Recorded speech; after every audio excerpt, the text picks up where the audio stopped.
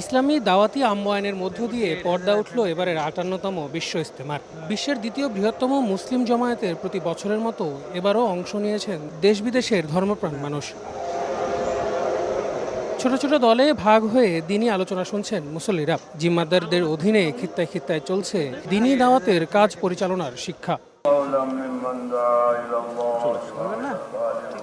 বিশ্ব ইজতেমার প্রথম পর্ব হবে ২ ধাপের, মোট ৬ দিন। প্রথম ৩ দিনে অংশ নেবেন ৪১ জেলা আর ঢাকার একাংশ। পরের ৩ দিন ২২ জেলা আর ঢাকার অবশিষ্টাংশ।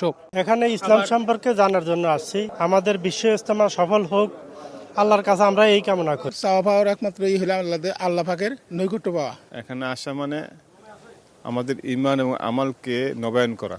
সমস্ত দুনিয়ার মানুষের যদি ঈমান এবং আমাল শক্তিশালী হয়ে যায়, দুনিয়ার থেকে সমস্ত অপকর্ম পরিষ্কার হয়ে যাবে। সমস্ত উম্মতের উপরে আল্লাহ রাসূল এই জিম্মাদারি দিয়ে গেছে। এই জিম্মাদারি কাজের জন্য আমাদের এখানে আসা।